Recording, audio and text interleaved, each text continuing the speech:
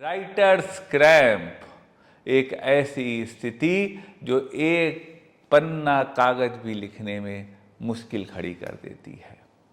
एक frustrating situation होती है कि हम कुछ लिखना चाहते हैं और हमारा थंब और इंडेक्स फिंगर खास तौर से अंदर की ओर फ्लेक्स होने लगते हैं और हम उस प्रकार से लिख नहीं पाते हैं। आज हम आपको बताएंगे कुछ होम्योपैथिक दवाएं जो इस स्थिति को मैनेज करने में हेल्प कर सकती हैं। मैं जब तक हूँ या जब नहीं हूँ, पर हमेशा आपके साथ हूँ, कभी भी कहीं भी। मैंने होम्योपैथी से आज तक जो भी ज्ञान अर्जन किया है वह समाज के अंतिम पंक्ति में खड़े अंतिम व्यक्ति तक सरल सुलभ समाधान के रूप में पहुँचे, यह मेरा दृढ़ निश्चय है। मैं इस कार्य को सफल स्वरूप देने में लगा हूँ। समाज के उत्थान के इस कार्य में मैं आपकी भी सक्रिय सहभागिता की अपेक्षा करता हूँ।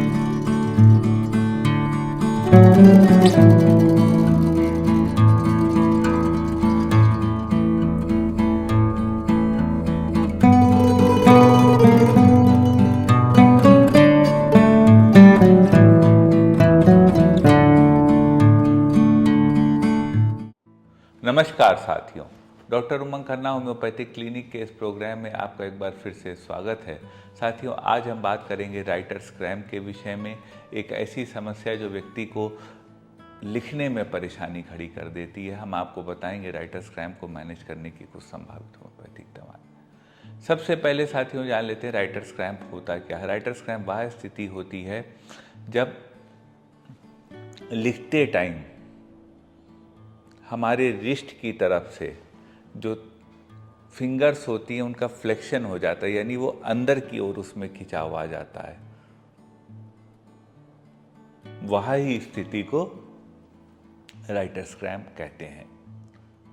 सिम्टम्स की बात कर लें, राइटर्स क्रैम्प के तमाम सिम्टम्स होते हैं, जैसे लिखते समय उंगलियों का अंदर की ओर खिंचाव होना, कुछ भी हाथ में पकड़ने पे भी अंदर की ओर खिंचाव रहना, स्टिफनेस रहना, यह सब सिम्टम्स होते हैं। कॉजेस की बात कर लें,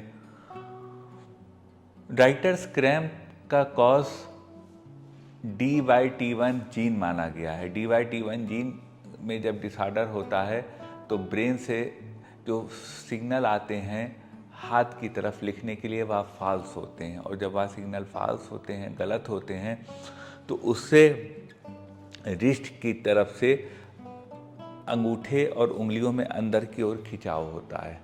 तो यह ही कारण माना गया है राइटर्स क्रैम्प का। दूसरा reason over use of writing माना गया है।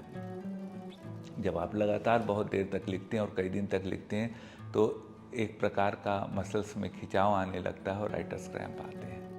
लेकिन साथियों, समस्या है तो समाधान है। हम आपको बताएंगे राइटर्स क्रैम्प को मैनेज करने की कुछ संभावित होम्योपैथिक दवाएं कारगर हैं, लेकिन कोई भी दवा बिना कुशल चिकित्सक से पूछे मत लीजिएगा।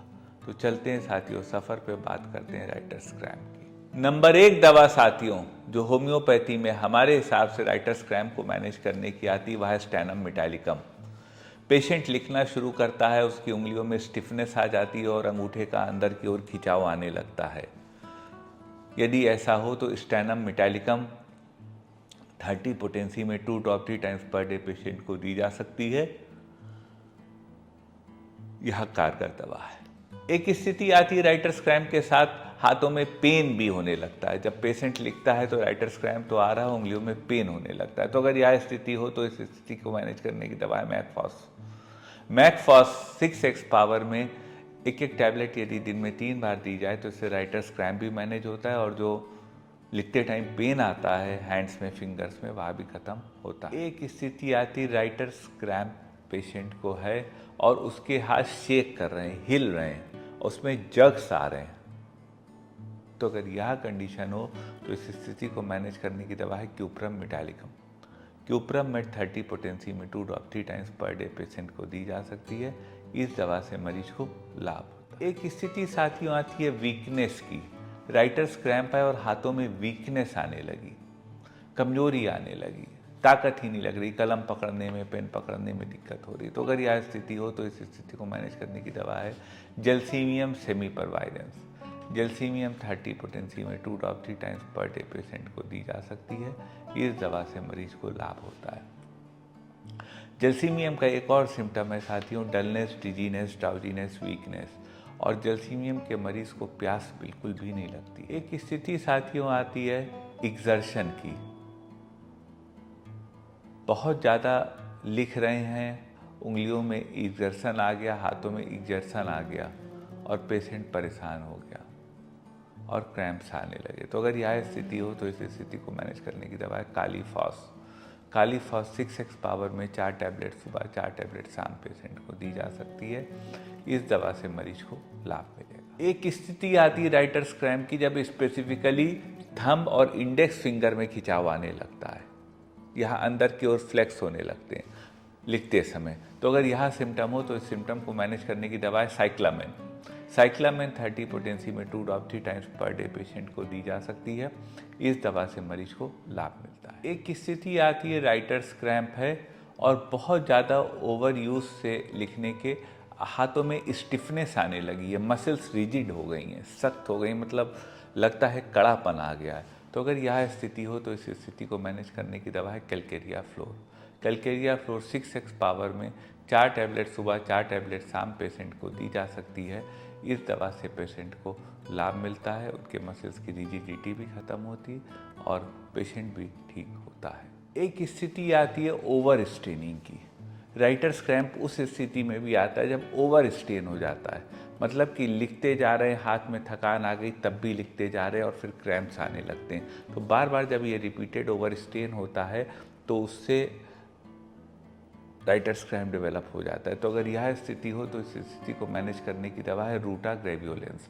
रूटा जी 200 पोटेंसी में 2 drop 3 times per day patient को दी जा सकती है। इस दवा से पेशेंट को लाभ होता है। एक स्थिति आती है राइटर्स क्रैम्प में पैरालिटिक वीकनेस की।